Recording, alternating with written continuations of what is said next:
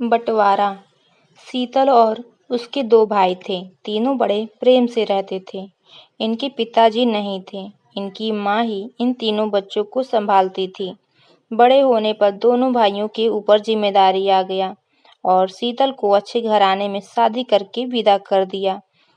उन दोनों भाइयों की भी शादी हो गई थी। माँ की भी तबीयत खराब रहने लगी थी, तो माँ ने कहा, अपने बाबूजी की आखिरी इच्छा पूरी करना तुम दोनों भाई।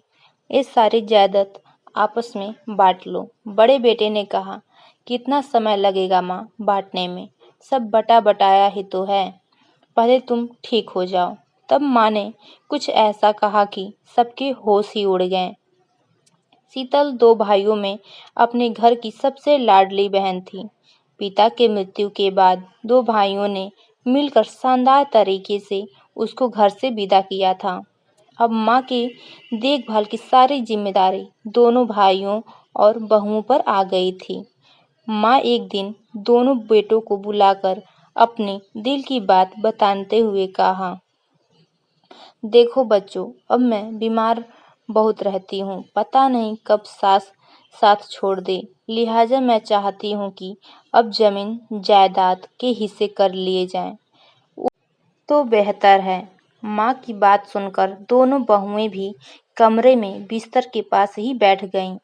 बड़े बेटे ने माँ का हाथ अपने हाथों में लेते हुए कहा, कर लेंगे माँ, ऐसी भी क्या जल्दी है, अभी तो आपको 100 साल से भी अधिक जीना है, और फिर हम दोनों भाइयों को जमीन जायदाद के 2 बराबर हिस्से करने में वक्त ही कितना लगेगा, सब कुछ तो आधा आधा बांट ही लेंगे। छोटा बेटा और दोनों बहुएं भी हाँ में हाँ मिलाते हुए ऐसे मुस्काईं जैसे किसी ने उनके मुंह की बात कह दी हो। पर माँ उदास हो गई। उनके मुंह से निकला, 2 हिस्से नहीं बेटे, 3 हिस्से होंगे। तेरे पिताजी की ख्वाहिश थी कि शीतल को भी उसका हक इस पूरी जायदाद में बराबर दिया जाए।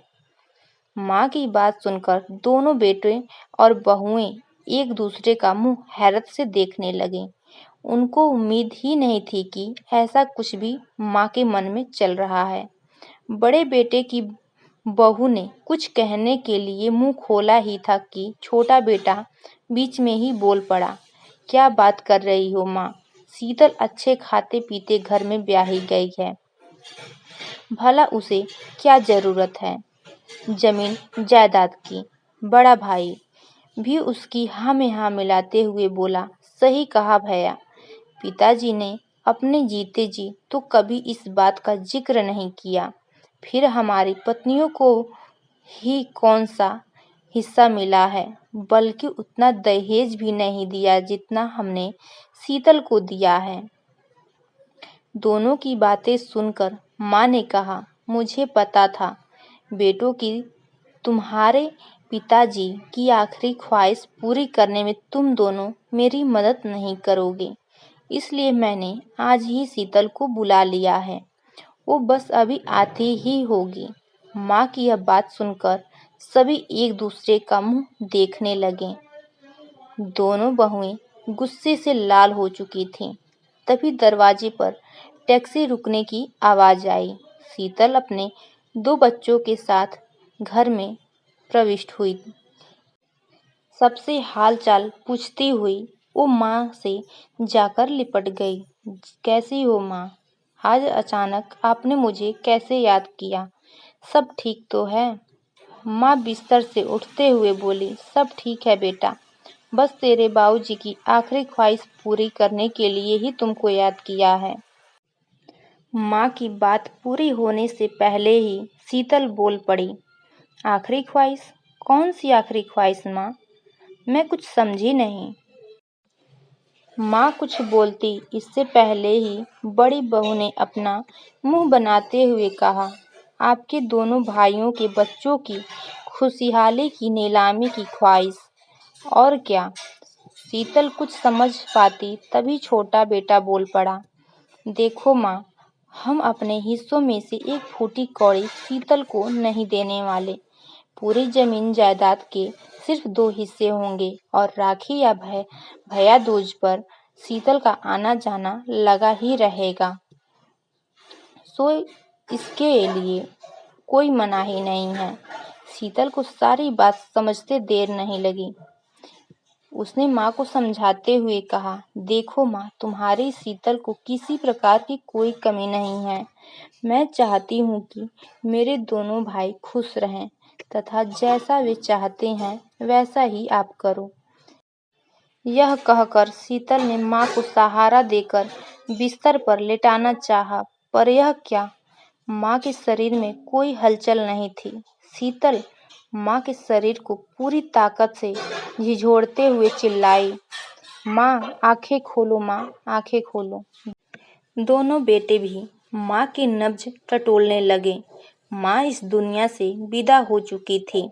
शायद उन्हें दिल का दौरा पड़ा था। सब फूट फूट कर रोने लगे। माँ की 13वीं के बाद शीतल अपने परिवार के साथ अपने ससुराल लौट आई थी। दोनों भाइयों ने मिलकर जमीन जायदाद के 2 बराबर हिस्से कर लिए थे। बड़ा भाई भी अब अपना हिस्सा बेचकर शहर चला गया था।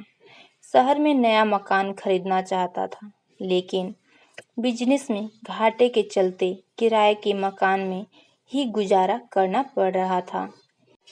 इधर छोटे भाई के इकलौते बेटे को कैंसर ने घेर लिया।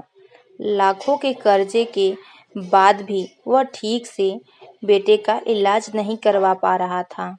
यह सब कुछ समाचार जब शीतल को मिला तब वो खुद को रोक ना पाई और दौड़कर अपने छोटे भाई के पास आई। उसने अपने सोने की चूड़ियां भाई के हाथों में देते हुए कहा, भैया, क्या हाल बना रखा है आपने। एक बार तो मुझे याद किया होता। सारी मुसीबतें अकेले झेल रहे हो। लीजिए, इन चूड़ियों को बेचकर छुटकू का इलाज करवाइए। और हाँ, और ज़रूरत हो तो बताइएगा। आखिर बहन हूँ आपकी। बस मेरे ससुराल में किसी को मत बताना कि मैंने आपको अपने सोने की चूड़ियाँ या कंगन दिए हैं। भाभी को भी नहीं। पर शीतल की भाभी ने दरवाजे के पीछे से सब कुछ सुन लिया था। आकर शीतल को गले से लगाकर रोए जा रही थी। आपको ये कहानी कैसा लगा हमें कमेंट करके ज़रूर बताएं और ऐसे ही इंटरेस्टिंग कहानी सुनने के लिए हमारे चैनल को लाइक एंड सब्सक्राइब करना ना भूलें। Thanks for watching.